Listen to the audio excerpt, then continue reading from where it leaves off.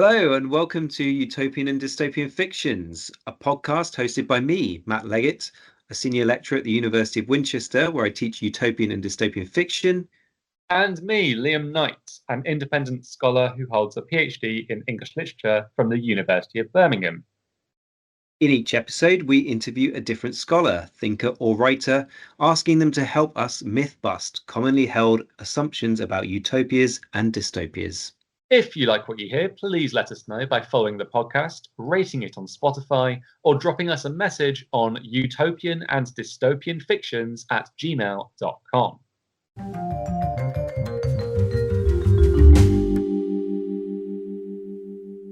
So then, Matt, who are we hearing from in this episode?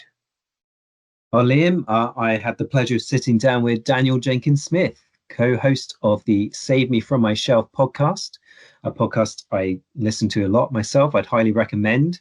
It offers very entertaining, detailed and witty takes on fictional classics.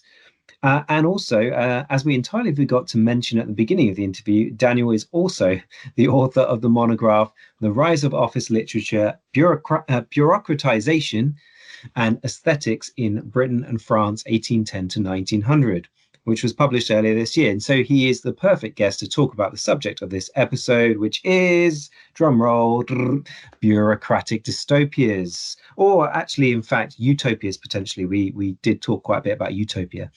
And actually, it's worth noting that Save Me From My Shelf only recently put out an episode on Fahrenheit 451. And also that one Liam Knight, whoever that is, has previously guested on their podcast.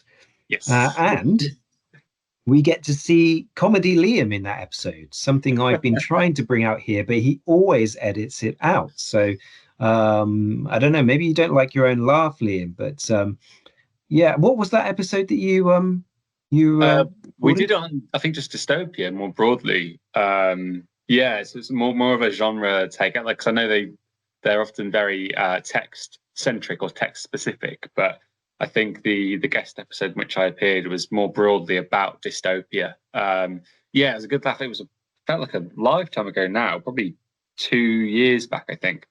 But yeah, really, it was really great to sort of do that with Daniel and Abby, and they also came onto my YouTube channel to do something about Jekyll and Hyde as well, for some of the educational content I do there. But yeah, really nice to sort of hear Daniel again, and nice to see that some of the banter that he brings to the Save Me From My Shelf space, he sort of brought over to here as well. I found the interview fascinating.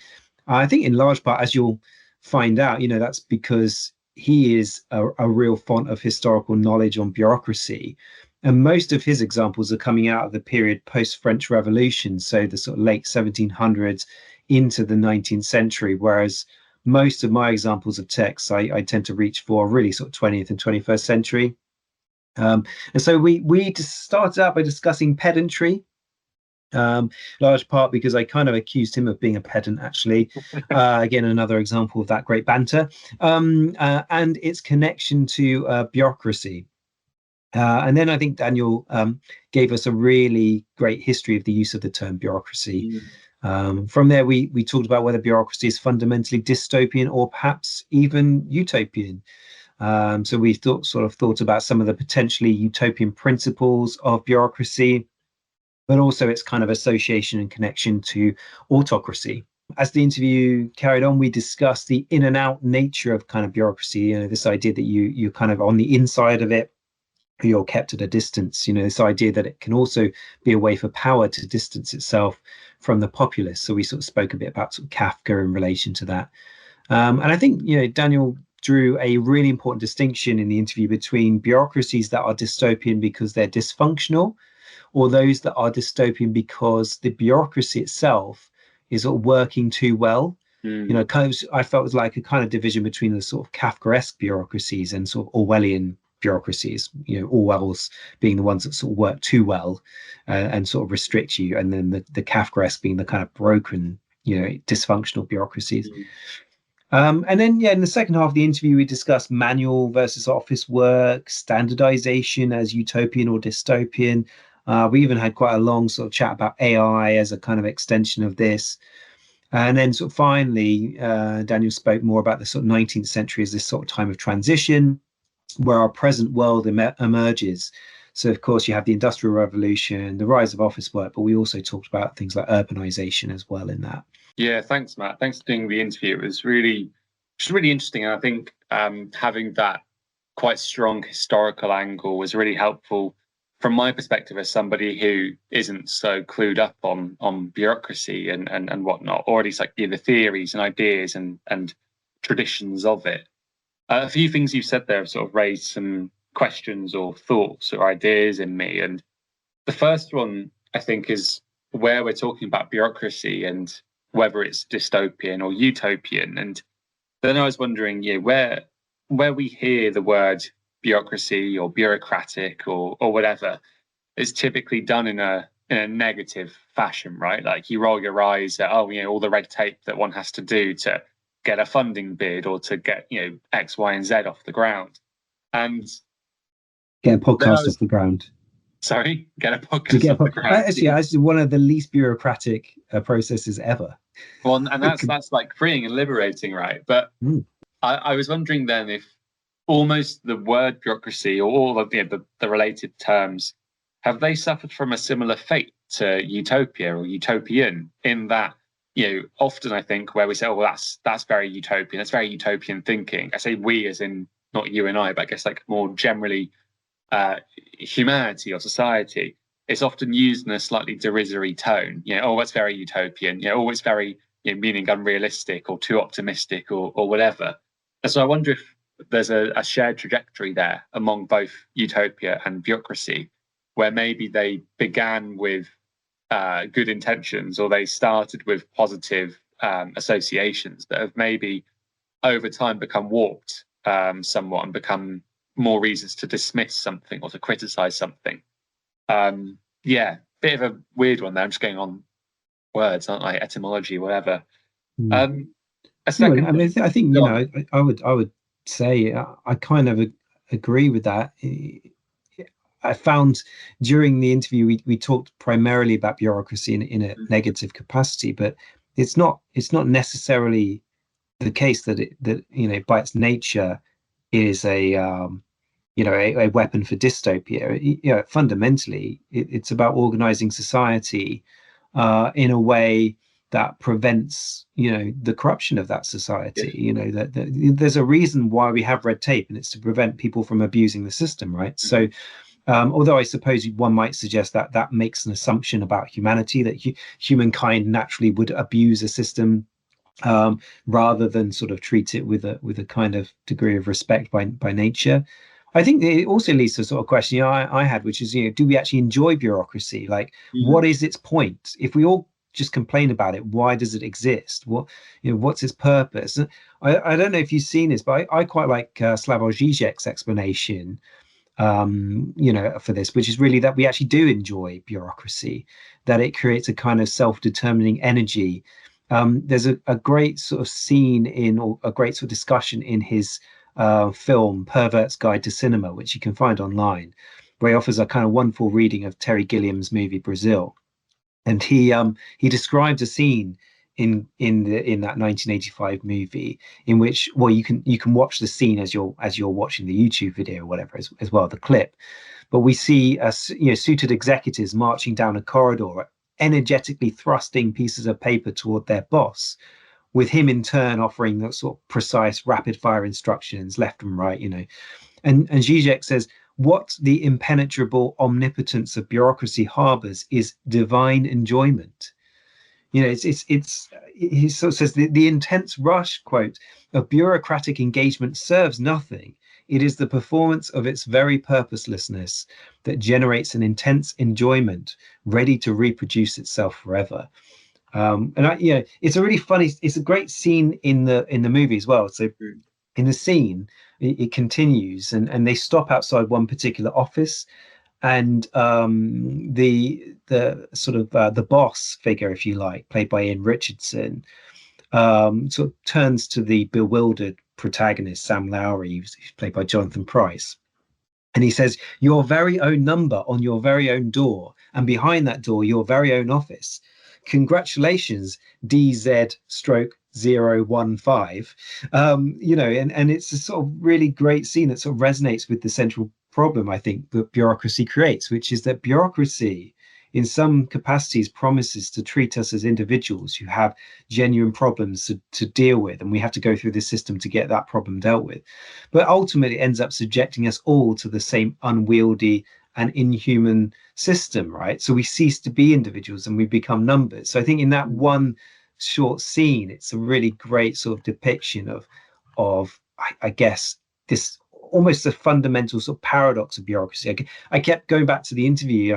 I kept finding that we were sort of talking around this idea that there was something paradoxical about bureaucracy. It's both, utopian and dystopian at the same time in some way. The distinction that you guys talk about as well between these two forms of bureaucratic dystopia. Whilst I was listening back to the interview, it made me think about Stanislav Lem's memoirs found in a bathtub. I'm not sure if that's a text. Are you familiar with the text at all? No, do tell more. So it's a text by Lem, published in 61 in Poland and 73 in English, and it's set in what is in essence like the Pentagon, but in sort of a far future. And the main character, whose name escapes me at the moment, he's sort of ensnared within bureaucratic proceedings. So he'll see his boss, and his boss will tell him, here is this under this file or whatever, go and take it to this office in this corridor to hand it to this person, then to put it into this filing system. But the setting is an absolute maze, an absolute labyrinth. All the corridors look identical, and so the protagonist makes mistakes and wrong turns and this and that. But at the same time, the protagonist is sort of caught in a sort of espionage element as well, and so he is treated as if he's a double agent or a triple agent at times, and different people, he'll go to someone with a file and say, oh, okay, and they'll tell him this completely different set of instructions, or they'll assume that he is giving them that file because they're going to tamper with it or destroy it or whatever. But throughout the entire text, all of these different levels and sides of bureaucratic proceedings just utterly confuse the protagonist and reader alike, basically. And so I was sort of thinking that this bureaucratic sort of espionage, these double and triple agents and so on, that probably is an example of, well, I can't decide. It's an extreme. It's either a bureaucratic dystopia that is dystopian because it works too well, in that all of these processes, as you've sort of explained earlier, like they're quite performative. They're process for the sake of process, not actually seemingly doing anything. But is it working too well in that it is all performance, no product almost, and that they are so unintelligible and confusing that that's sort of what stifles the protagonist? Or is the confusion where the bureaucracy fails, almost like it's too undigestible, and so therefore it leaves the protagonist in a state of confusion because it's utterly failing as a process. A process should be clear, right? It should be easy to follow, and none of these seem to be. I don't really have much of a point really to say, or an argument, just more of a, I suppose when we're thinking about bureaucratic dystopias, Lem's text is one that I think people should be looking into. Just it's really bizarre, sort of Kafkaesque in that way, I think. You're not supposed to be adding to my TBR list as well, Liam. It does sound like a really interesting example. I think, actually part of the point is that even dysfunctional dystopias, dysfunctional bureaucratic dystopias, they function very well for those in charge. It's actually really helpful for those in power to send people off down these bewildering kind of labyrinthine systems and mazes, and that's what we kind of see again in sort of texts like The Trial by Kafka, as we've sort of mentioned. I realized before we finish up here, Liam, that I did promise in the interview to talk about Severance, so I should make sure I've said something about Severance. If you haven't seen Severance, you should. Have you seen it, Liam? No, I know bits about it, as we've discussed before, but I haven't watched it. No. Well, anyway, it's good. It's a great watch. I think I said in the interview that Laura and I did get Apple temporarily just to watch it. It's not a it's not an adaptation of Ling Ma's novel, which is also called Severance and is a great novel.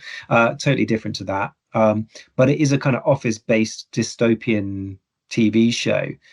So the idea behind the show really sort of plays around with the kind of utopian dystopian boundary in some ways, I think, because it's like it's of course it's a dystopia. We definitely sort of encounter it as a dystopia because the individuals that we follow in it are subjected to a perpetual loop of labor, if you like. So their only conscious moments are at work in the office. So basically, the text relies on this idea that when you go to the office, some sort of switch in your brain switches over, so you don't have to experience the day's work, and then you switch back when you sort of leave. So if you are in, the problem is that also creates a kind of divided self, where the other self, this other version of you, just lives in the office, because they're the only time that they experience as existence is the time of work. So that's where I suppose it's kind of really deeply dystopian. But the central idea that as a human you can kind of chuck the labor part of your life into some sort of separate section of your brain and don't really experience it is a lovely one in some way. And as the series continues, it does become clear that you can also apply this sort of thinking to other things. So, don't want to experience childbirth? Great, you can outsource it to another version of your consciousness whose only moment of existence is to give birth to your child. I mean, it's a horrific idea from one perspective, but for the person who's able to do it, I mean, it frees you of the kind of pain.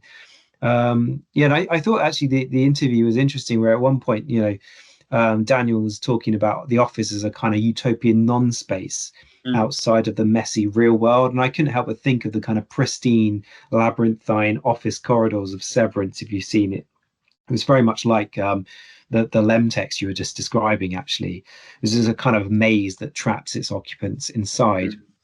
And even while it's kind of a completely safe and measured experience, again, it sort of draws on this idea, I think, that dystopias fundamentally don't like the idea that life is something that can be ordered, structured, and controlled. They're quite resistant to that. They think that humanity is about sort of engaging with the world in a more expressive way, in a more individualistic way, that is takes that kind of safety blanket off. Which I think is interesting and doesn't necessarily speak to everyone's version of dystopia. For some people, some people like that ordered, structured, safe world, and don't see it as kind of dystopian. Yeah. I think having done my fair stint in sort of office spaces, I can certainly see how, in some regards, there's maybe not a utopian element to them, but the element of consistency, familiarity, routine, structure can be comforting, safe, reassuring. But then within that as well, there's still a degree of entrapment or restriction there too. And even just fundamentally, some of the office jobs that we get up to, not very pleasant either. So there's that as well. Well, then, I think we've discussed the interview quite a lot, but now I think let's pass over to yourself and Daniel in particular.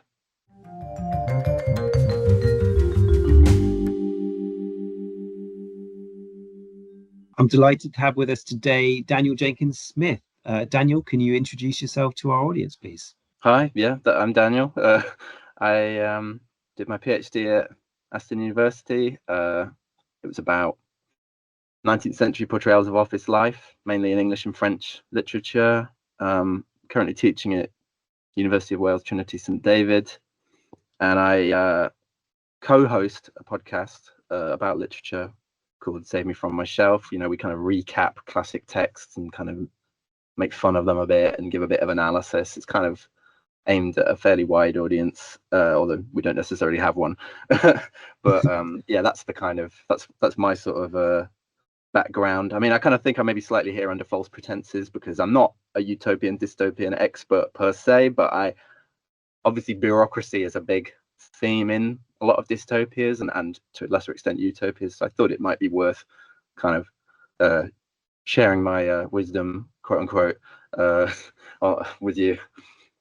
Absolutely. Well, a lot of those kind of bureaucratic dystopias that probably people are thinking of are really, quite interesting to me. I think, I'm really into the work of Kafka, in particular. So I'm sure we'll get to some of that later. So not false pretenses at all. We're very much a broad church, even if we sound narrow on paper. But yeah, I'm a big fan of Save Me From My Shelf. So it's a great podcast. Do listen to it. If you, I'm reluctant almost to plug it on our show because people are going to flock to you, and I think they'll find you much more entertaining than we are. But yeah, there's a great vibe from that show. So I really like listening to your podcast. One does get the impression that you're maybe a bit of a pedant. Is that something that maybe drew you towards sort of office literature, or generally speaking, what inspired you to write about the subject, and to what extent maybe is bureaucracy kind of just another form of pedantry, do you think? Yeah, thank you for calling me a pedant. Yeah, I mean, I think I know what you mean, that there is a kind of pedantry inbuilt into bureaucracy. I suppose maybe this is something I'd kind of go into more detail about later on, but a big thing about bureaucracy is I think it sort of autonomizes the impulse to be pedantic, whereas I think a true pedant, it's all about ego, whereas the bureaucracy has no ego.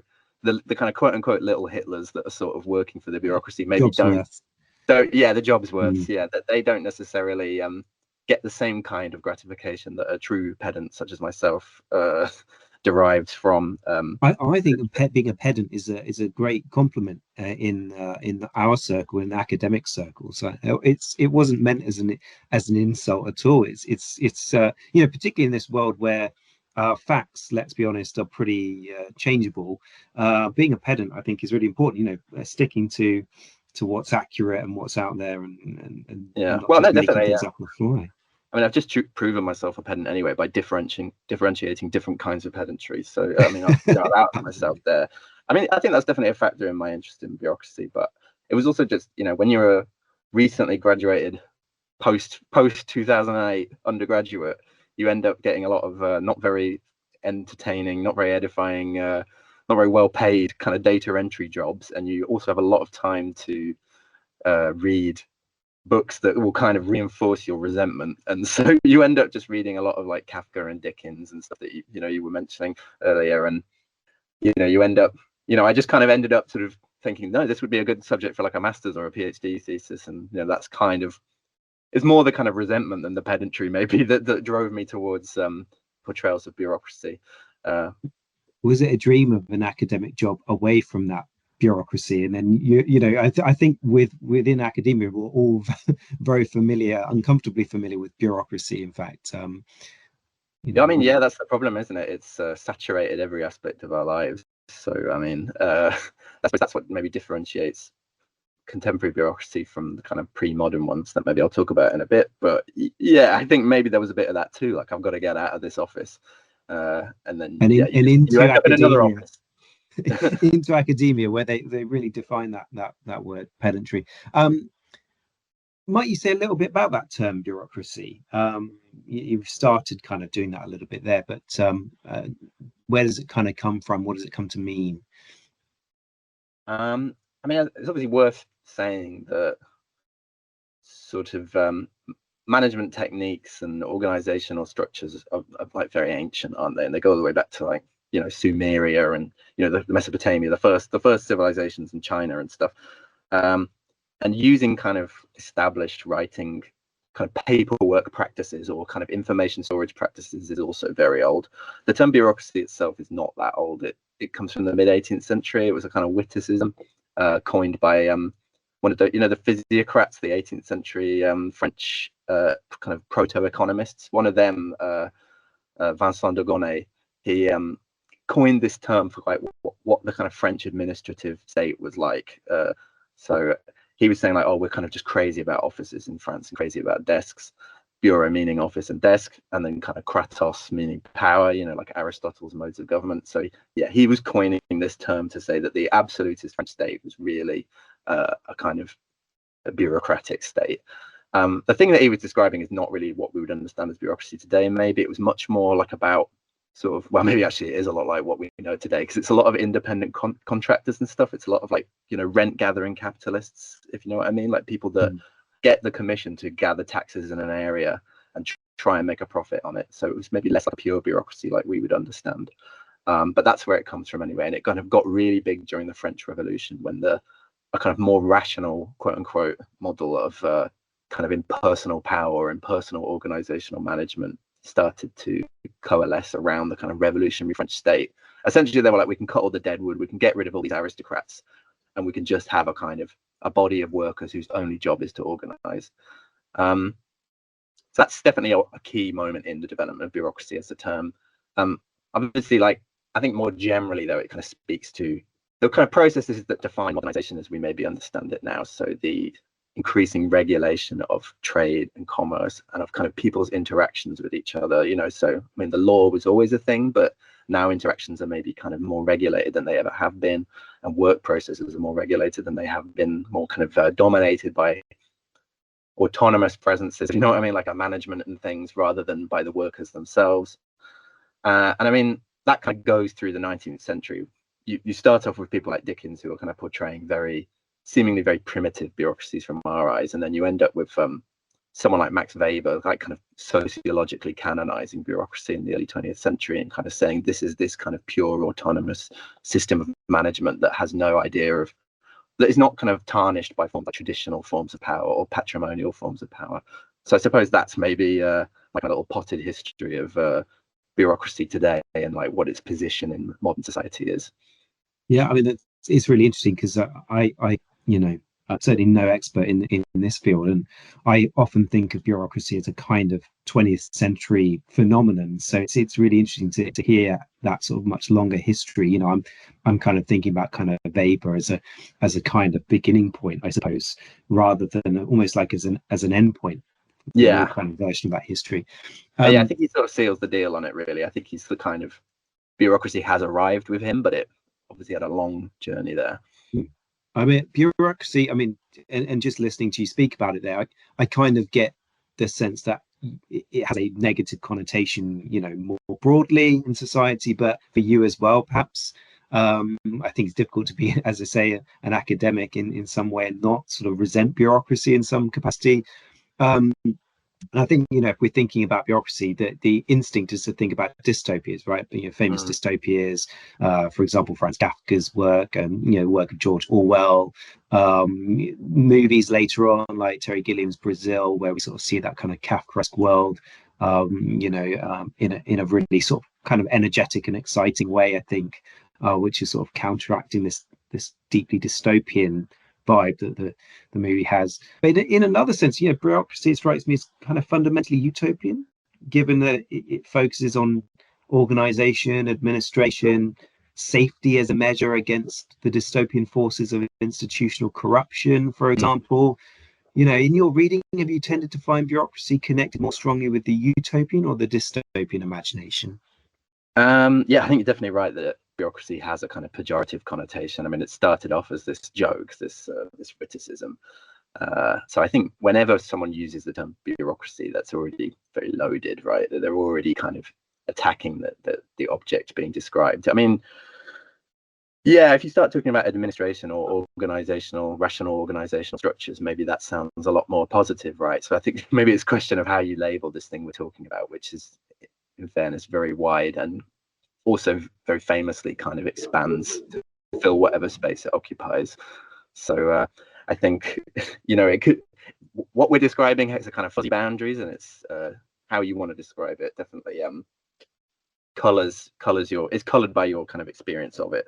I think there are a lot of utopian thinkers, maybe more than literary figures in the 19th and 18th centuries at least, writing about bureaucracy as a kind of a means of rationalizing society or perfecting society. Like, you've got a lot of, I mean, Henri de Saint-Simon, the famous kind of utopian socialist of early 19th century France, was a big advocate of sort of rationalizing human interaction and rationalizing society in such a way that we could almost avoid politics altogether, that bureaucratic structures would, or bureaucratic routines even, would preclude the need for any kind of conflict, that we would just kind of all follow the rules and everything would be fine. I mean, that's an oversimplification of his worldview, but I think that's kind of maybe the critical aspect, or a criticism of him. But yeah, this idea of avoiding politics is definitely a big thing. You also have a lot of utopian thinkers that are preoccupied with maybe just reforming bureaucracy as it currently is. Like, I think a key aspect of bureaucracy is knowability. It's about trying to render society knowable in some kind of a way, in a way that maybe is not rooted in assumptions, but rooted in like observations and measurements, as opposed to like traditional forms of power, which maybe are more rooted in kind of, you know, established customs. And that kind of model of knowability, that kind of model of abstraction that allows you to kind of think about society, just invites people to operate with a kind of reformist mindset, operate in this kind of utopian perspective. So you had loads of, especially in France, loads of kind of 19th century figures who were like, what we're going to do to reform France's bureaucracy, we're going to have like a kind of an elite, and they will be called the fonctionnaire, and then we'll have a kind of mindless mass of people that just print all day, and that will perfectly kind of sort out all of France's. I mean, it sounds horrible, right? But they're all kind of thinking that this will perfect everything, and that we'll no longer have any kind of corruption or graft. So I think there is a utopian perspective. But yeah, like you say, on the whole, the connotations are pretty negative, and these come from a whole slew of perspectives. I mean, there's a sense of it being authoritarian or arbitrary in the way that power is executed. So, especially in the 19th century, but actually not especially up till today, there's this idea that bureaucracy is somehow antithetical to freedom, and that sort of more autarkic structures, or ostensibly autarkic structures like the market, for example, might be a better way of organizing society, might be a more freer way of organizing society. You're making me think of, again, Kafka, you know, is my go-to for thinking about bureaucracy. But, you know, in the trial, you have the famous parable before the law. And, you know, you have a man from the country who seeks admittance to the law, and you've got a gatekeeper who prevents access to it, and you know, occasionally sort of asks these questions that seem sort of bureaucratic in nature, or functionary in nature. And I mean, I've also sort of read, you know, one of the central points about that parable is that it's a parable that is toward the end of the novel, or, well, I mean, it depends, because we don't know quite what order Kafka wanted the novel to appear in, but yeah, it seems to fit naturally toward the end of the novel, and it doesn't really need to be understood. That was, I think it was Herbert Diener, I think, writes a really good sort of summary of how that parable works.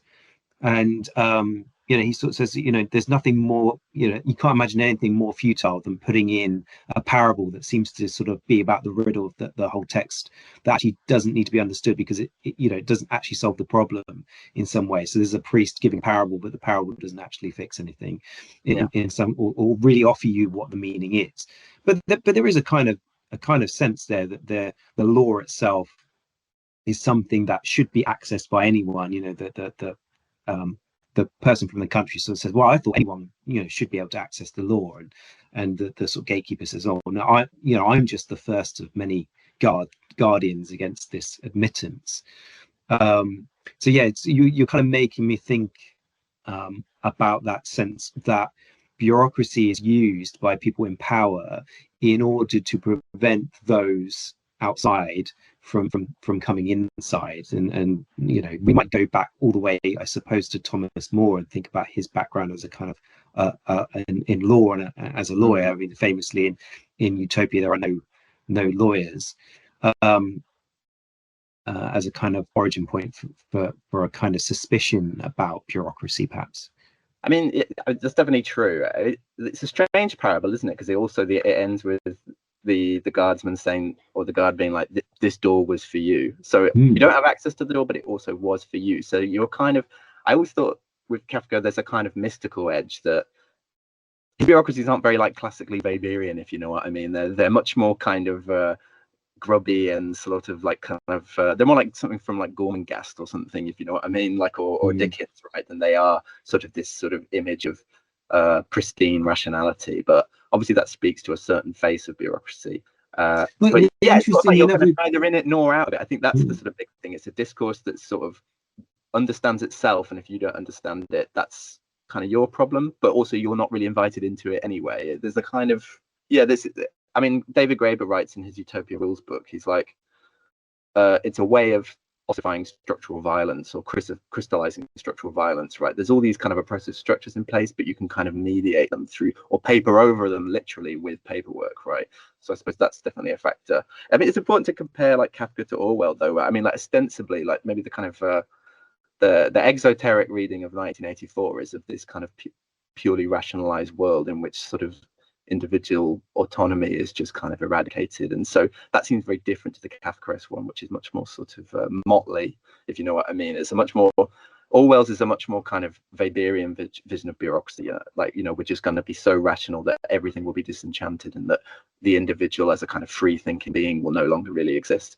I mean, I suppose it's kind of not fully true though as well, because Airstrip 1 is all falling apart and manifestly decomposing and everything, so maybe it's a little bit more kind of Kafkaesque than it presents itself. But I think there's this kind of, yeah, there's a tension between, is bureaucracy dysfunctional or dystopian because it's not working as it should, as it claims to, or because it's working too well? I think that's maybe a big question.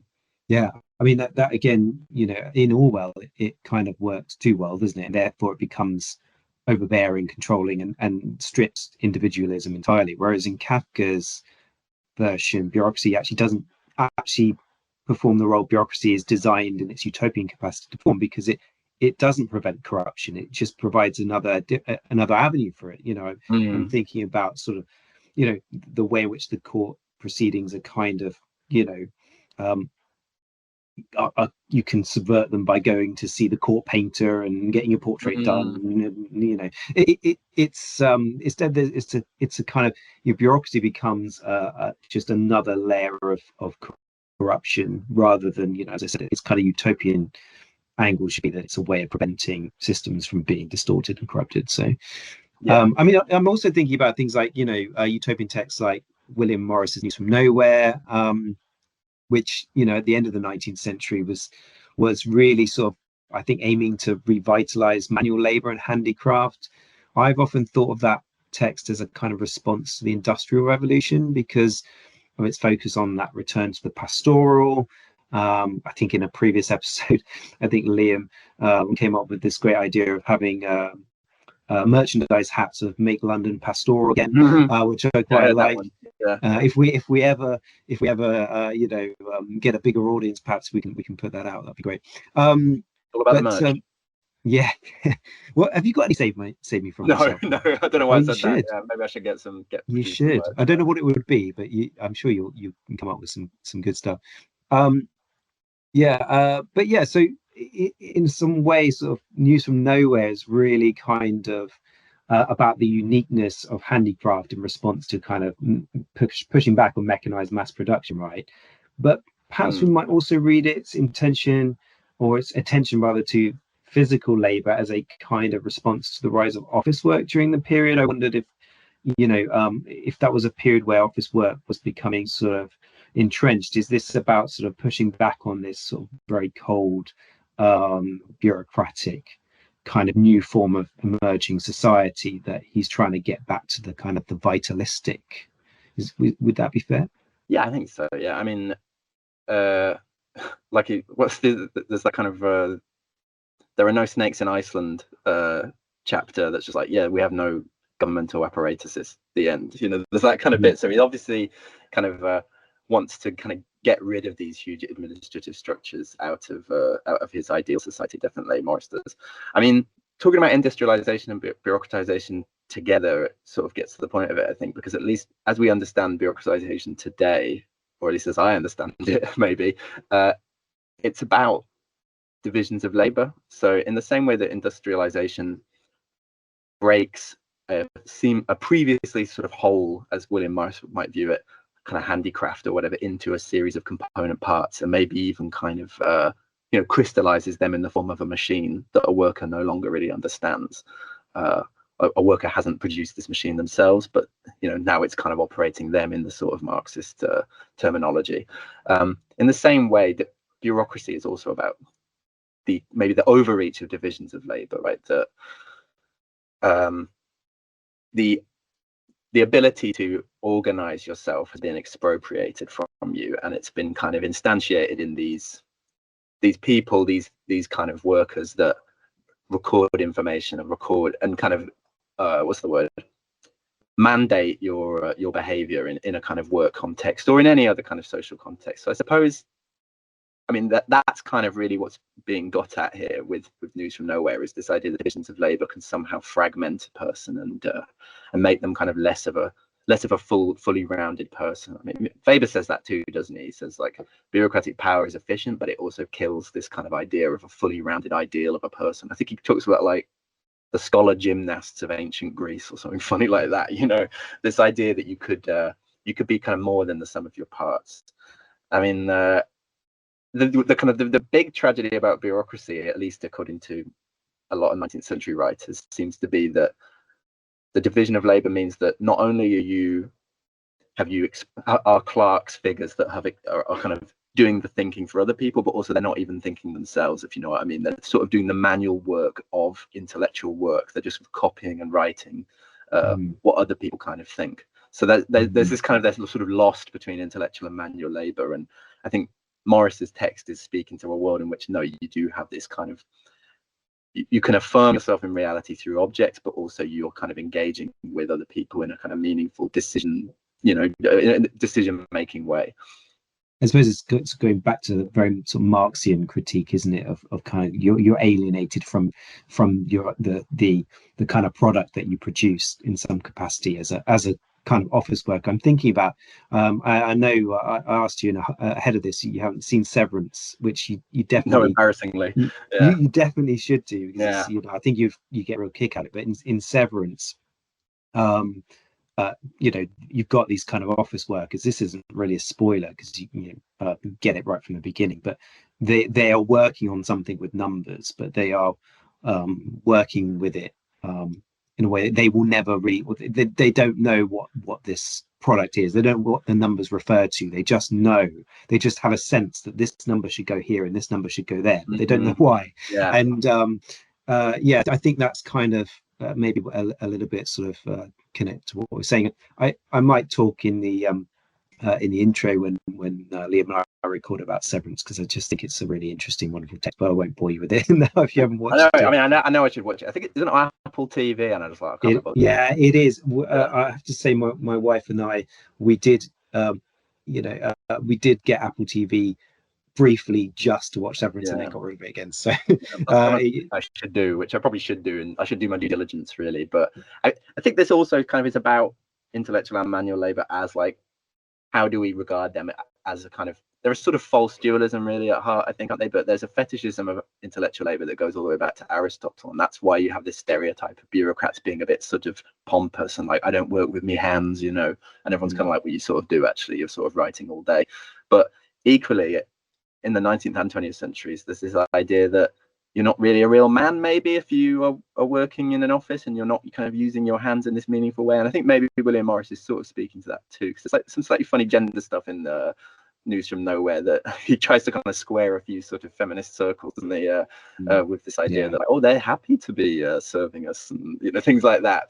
I mean, that's another thing, that office work was seen as a kind of escape for a lot of women in the 19th and 20th centuries. Like, finally I can kind of earn for myself and do something that's not too taxing or whatever, this kind of idea that I can't do manual work. So there's this whole ideological baggage surrounding the ideas of intellectual and manual work, which again just goes back to divisions of labor.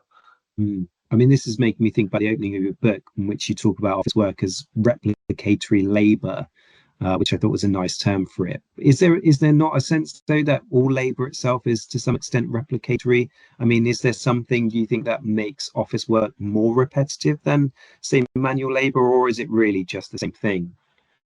Well, I think in that bit I was specifically talking about copyists. So I suppose they're literally replicating objects, right? Or they're literally replicating information, or kind of an objectified form of information. So I think maybe in that sense, it's especially replicatory, if you want to say that, if you want to say things are more replicatory than others. But I suppose all industrialized work, if you want to call office work, a kind of form of industrialized work.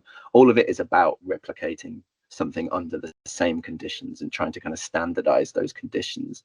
So I suppose again it speaks, this idea of replication speaks to the extent to which bureaucracy and industrialization are very much kind of, at least as we understand them now, are very much in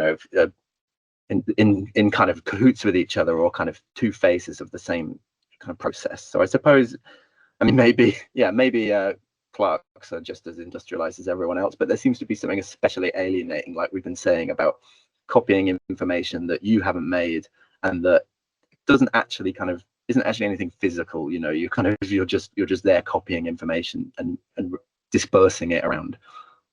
That word you used there a minute ago, standardization, is sort of, again, it's that tension between utopia and dystopia for me, because I think standardization sort of goes hand in hand with both utopian and dystopian visions, right? Because utopia at its heart, it is kind of a mission toward equality in some capacity, right? Most utopias are really about sort of making the world more equal, but then the sort of danger that goes alongside that is uniformity, right? So where's it's the kind of fine line between utopia and dystopia is often this idea that, well, yeah, as we get closer towards equality, we also get closer towards uniformity, and that's in itself kind of autocratic and dangerous. And I wonder if you had any thoughts on that. Yeah, I think that's, maybe you've kind of got to the nub of it, right? What the promises that bureaucracy gives are not quite the same as what it actually gives us. And I mean, the stereotype often about bureaucracy as a kind of totalizing force is that it's very Procrustean, that it has these standards that everything needs to meet, even though, as we all know, in real life, there's kind of nuance and there's kind of messy things and bureaucracy just as a kind of a certain kind of instrumental rationality, shall we say, just can't really register those sorts of particularities. I think that's the kind of the heart of the dystopian vision of bureaucracy. But as you say, yeah, I mean, yeah, it's also a kind of potentially a means for equality. That's, I think, what the French revolutionaries thought, that now we can kind of we know where everything is and we can kind of administer we can put more funding into that school and take a bit out of that school and kind of get everything on a level. But I suppose maybe the idea is that, back to divisions of labor, is that bureaucracy ends up just being a kind of autonomized and reified form of this egalitarian spirit that ends up no longer reflecting the society in whose image it was created. I mean, it appears autonomous. I think that's a big thing about bureaucracies in utopias and in just everyday fiction, that the office appears like a utopian space in the sense of nowhere. Like, it's just all offices look alike and they all have these kind of same types, and you can't really empirically infer what the actual labor being done there is. It's just this kind of uniform space and abstract space. But that comes from the world we live in, doesn't it? That's a product of society. So I mean, it's just a kind of reified image of the society we've made. So I think maybe that's a big aspect of why standardization can seem egalitarian but ultimately becomes authoritarian. I mean, you get loads of criticisms on the left and the right of bureaucracy in this respect, don't you? Like like back to the market and Hayek, being like, you can't plan, you just can't know society. It's impossible to calculate everything, and to actually try to calculate things changes them in a way that maybe is not beneficial. Yeah, bureaucracy is not autonomous. You're by looking at things, you're changing them. By counting things, you're changing them. So really, we just need price mechanisms to kind of determine all of our lives, and that's the most rational thing. But you also get people like James C. Scott, who's saying, in his Sing Like a State, that they've tried to perfect, they tried to build canals everywhere, or tried to kind of rationalize this forest, but you can't control nature, man. And it ends up just bringing about famine and everything, which is obviously true as well. So I suppose, again, it's this idea of cognition and standardization kind of maybe being ultimately at odds or something, or cognition being a process as much as it's a seemingly autonomous presence. I always make this joke, it's a joke that I think makes me sound kind of clever, that kind of bureaucracy is about the pro forma masquerading as a priori. So there's this idea of like a Kantian rational space that exists outside the world, and that's what bureaucracy masquerades as, but it's really just routines that we've made ourselves. That's a joke that only an academic would love. Something you're getting at here, I think, as well, is this sort of disconnect between this idea that bureaucracy is autonomous, or that bureaucracy seems appears autonomous, but actually comes from humans and can be disconnected from this. Now, I was kind of thinking about this. You know, in your introduction to the book, you write that, quote, the office functions solely as the neutral vessel of instrumental reason, just as clerks themselves are its interchangeable facilitators, impersonal persons. And I wondered, you know, I was thinking about this kind of sense that bureaucracy, again, going back to the idea that it might be a tool to keep people out of, you know, the law offices, so to speak, as we were talking about with Kafka. Bureaucracy is also something that managers can use to say, it's not me, it's the spreadsheet gov, you know. And, you know, I wonder what you thought about, for example, the coming AI age. I mean, there's obviously a big question here, but, you know, there's a kind of promise here that bureaucratic tasks will be undertaken primarily by machines, computers. To some extent, you know, this seems to be kind of liberatory for workers, because, you know, if what you're saying is true, you know, that actually in some ways the office worker is already just basically functioning as a kind of machine, a form of machine labor anyway. This might liberate them in some way to be more human. Perhaps, you know, because I think you call them interchangeable facilitators. Perhaps it's liberatory, or is it actually just another form of kind of autonomous, a way again for managers to sort of get out of this and think things become less human in some capacity? Yeah, reification is maybe my short answer to what I would say about AI. But I mean, I'm no expert on this sort of thing. This is kind of really outside my wheelhouse in terms of like the technicalities of it all. But I mean, from my position at least, I would say that idea from the book of the office functioning as a neutral vessel of instrumental reason. The key word there is function, right? That's its kind of role in society. That's the kind of, I'm almost talking kind of anthropologically here, that's we as a kind of society kind of project this model of rationality onto or autonomy onto the office that's not really there. And I'd kind of say the same is true with AI to an extent. I mean, it's a kind of a souped up version of what we've already been discussing, isn't it? It's the kind of the logical extension of what we've been discussing. And to say that it's autonomous from work is clearly not true as well. I mean, I don't just mean the work of the kind of technicians in California that are producing it, but also, you know, whenever we're doing capture, kind of spot the bike and things, that's all to train AI, isn't it? And there are, you know, millions of people that are potentially have performed some kind of AI training labor in their lives over the world, right?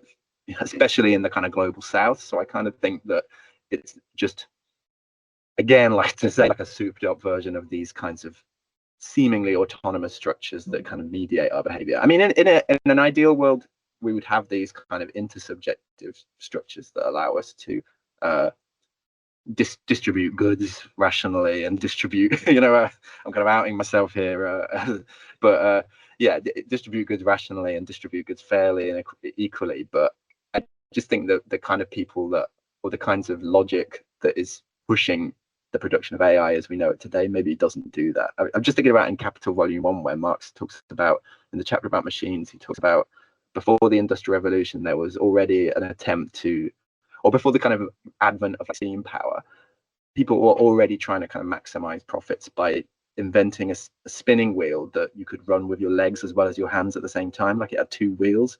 So they're trying to get people to overwork, and then they're just like, okay, we can actually now start using steam power instead. We can kind of maximize work in that way. We can maximize exploitation in that way. And I think AI maybe is a kind of similar image of that, moving from the double wheel spinning wheel to a kind of robot that thinks for us. I mean, it goes back to the soul scrolls, you know, in Margaret Atwood, doesn't it? It does the praying for us, and we're all just not even allowed to read or anything, or at least the women in that society aren't allowed to read. Don't worry, the praying's being done for you. I think that's the sort of vibe I'm getting, but maybe that's very kind of pessimistic. No, I mean, I think, you know, I've got a book coming out, well, at the end of this month. We're recording this in August, but yeah, I write quite a bit about it, and I'm already regretting some of the slightly more positive takes that I have on things like AI. And not that I had an entirely positive take on it in that book, but more so in that sense of now we're really kind of living through, I think, seeing those consequences, and the idea that we're, you know, people, I think, you know, fundamentally the technology any technology that's labor saving, in theory, should be a good thing, right? I mean, like you, I would imagine I would rather do less work than more work. So, fundamentally, if I wanted a utopia, I wouldn't want a utopia where we're all doing, 40, 50 hours a week. I'd want a utopia, as many utopias imagine, where we're doing, half of that or nothing at all, because you can find meaning in life through things that aren't work, right? But so in some capacity, these technological developments seem to be things that are net positives. But if the only person benefiting from that labor is going to be, the CEO who takes home the massive paycheck, and and it's just able to axe all their workers, it's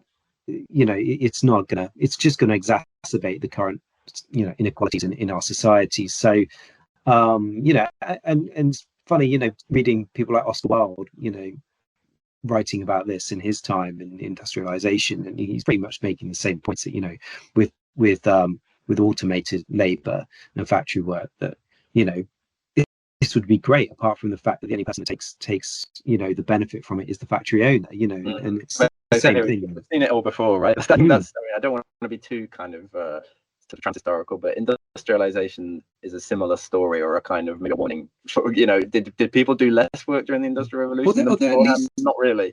I suppose at least alongside that, there was a kind of a sense that education was also being invested in, and that people were becoming more educated.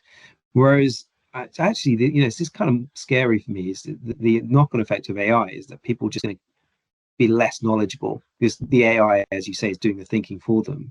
There's studies coming out that saying people that use these AI tools, actually genuinely are dumber. So this has like that dual effect, right? That's quite dystopian. Of not only does it kind of disenfranchise the worker, it also makes them, pacifies and stupefies them. So in a way that perhaps maybe the advent of industrialized labor maybe didn't. I don't know. I mean, I don't know a huge amount about this sort of thing, but I mean, I'm thinking about like mechanics institutes and stuff. That I think I would argue that in large part, at least the early to mid 19th century responses to industrialization in terms of education were an attempt to resist the effects or overcome the effects of the kind of mind-numbing effects of repetitive fragments. So I think it's more a question of that those people recognized that this machine was not necessarily in their best interests, even though it could produce thousands of shirts and that you could wear those shirts very cheaply. That didn't give you everything, that you also needed to kind of go out and edify yourself and become a well-rounded person. And I suppose with AI, we might fetishize it as this kind of autonomous body, whereas in fact, like I've been saying, it's, as far as I can understand, it's more a kind of souped up version of what we already have, and a kind of further concentration of what we already have. Have you read that Matteo Pasquinelli book about AI, where Eye of the Master, where it's worth reading, but he kind of traces, he starts with the sort of Babbage and the kind of history of the machine in 19th century society, and the kind of political ideological function of the machine as this sort of way of extracting the kind of intelligence about the labor process from the people that once could do it. And then he kind of moves to contemporary AI practices and shows how they're doing a similar thing. I'm kind of just essentially just parroting him, right? He's doing the thinking for me. That's what literature does. I suppose you might go back to sort of Plato and I was going to say, these books are making us lazy. Indeed. Your work primarily focuses on the 19th century, as you sort of said towards the beginning, but there's obviously a lot of the stuff I'm talking about as 20th century, because that's kind of what I know. But what about the 19th century do you think made it a particular ripe time for interest in bureaucracy?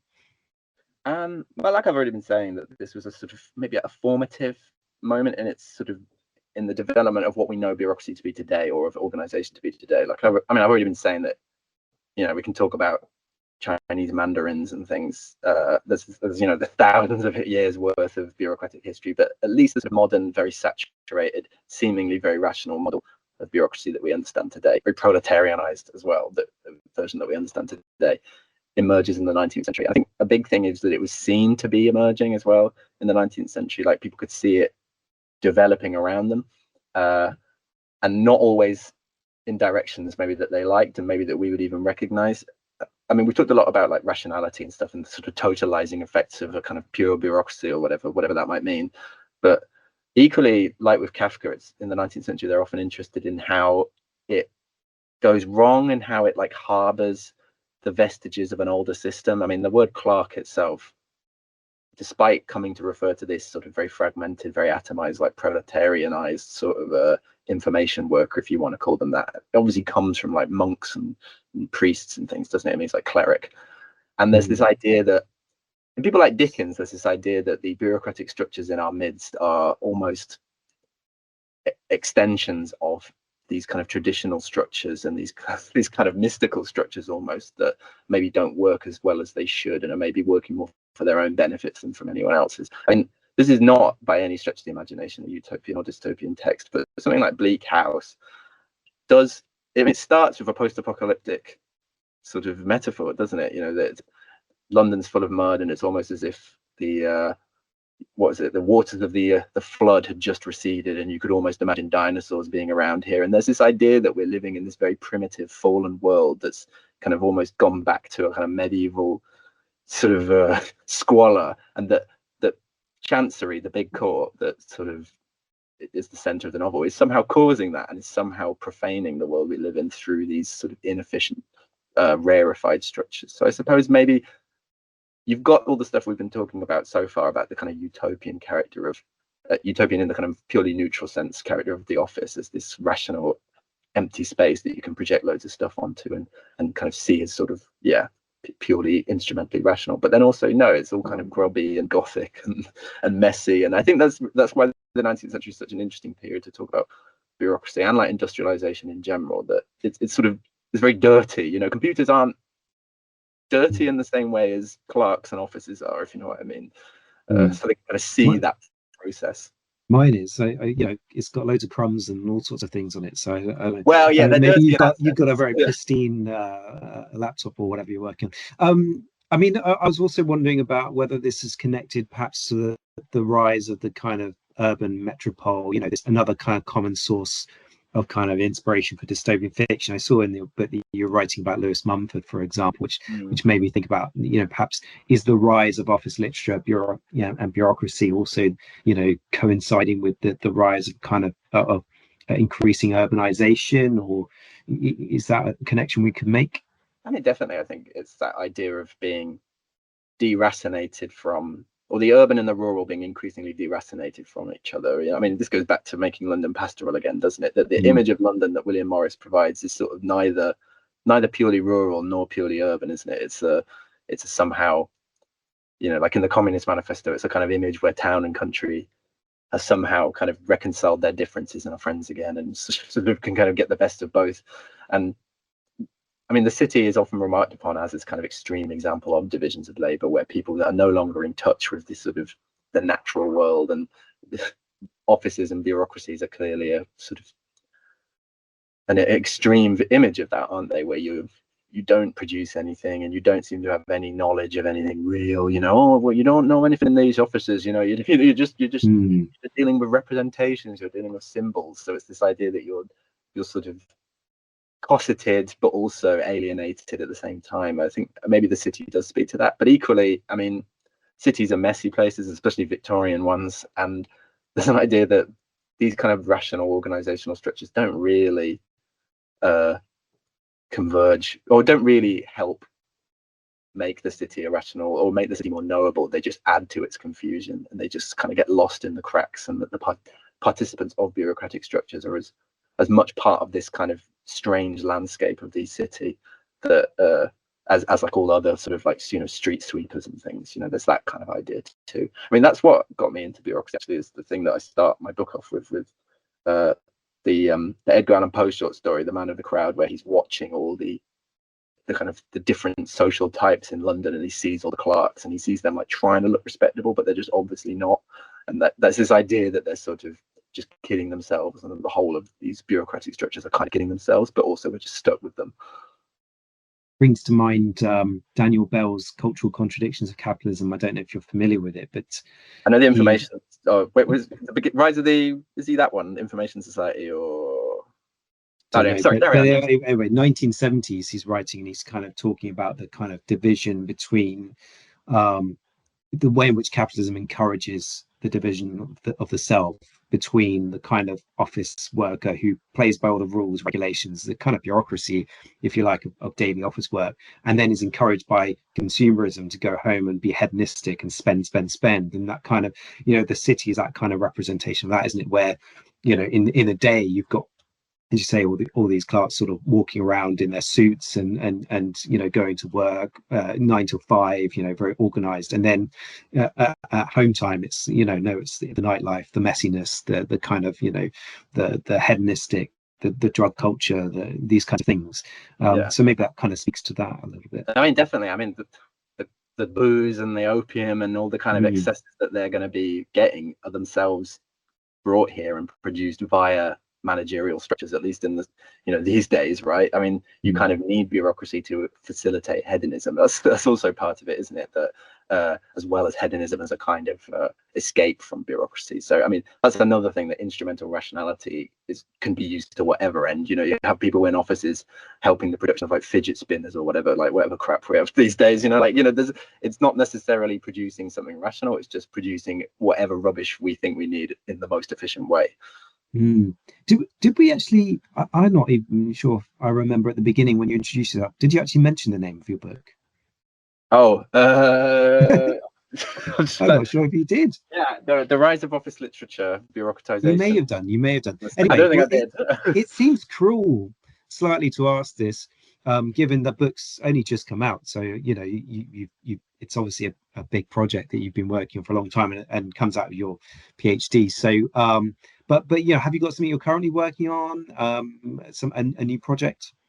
A little bit. I mean, as we've been talking about before the recording, it's not a very forgiving environment for would-be English literature academics, and so I'm not, as I was saying at the beginning, I'm not teaching English literature at the moment. I'm teaching academic skills, and I don't really have much time for research.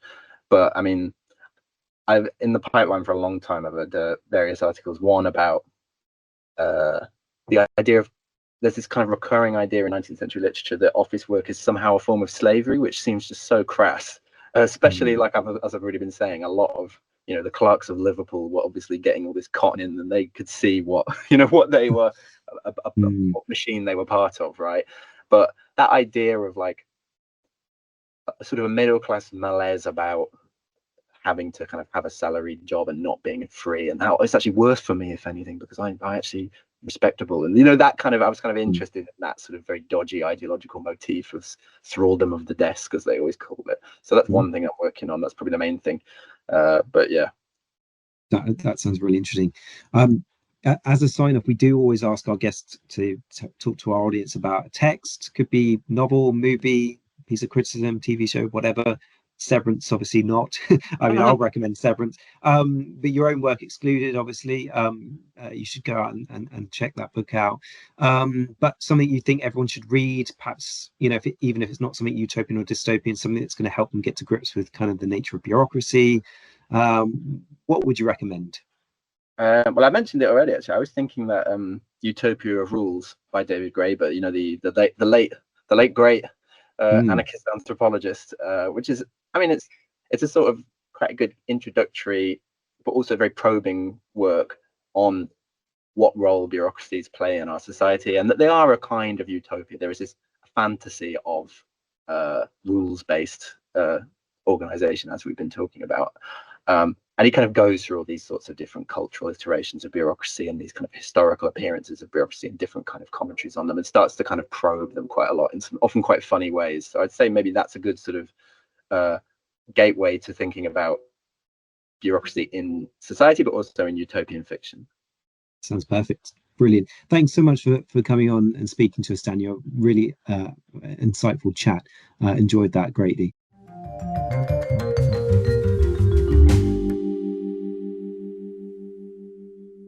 Thank you to Daniel for coming onto the podcast. I really found his insights on bureaucracy and its relation to utopias and dystopias to be fascinating, while the distinction between bureaucracies that are dystopian because they work too well versus those that are dystopian because they don't work well enough is something that will stay with me. If you enjoyed this episode, you can let us know by rating and following the podcast, leaving a comment, or sending us an email using the address found in the podcast description. You might also want to check out Save Me From My Shelf, the podcast that Daniel co-hosts, for more insightful commentary and witty banter. Over here, we've got some great topics lined up as we move towards the conclusion of Season 2 of the podcast. So please do join us next time, where we will jump into some more utopian and dystopian fictions.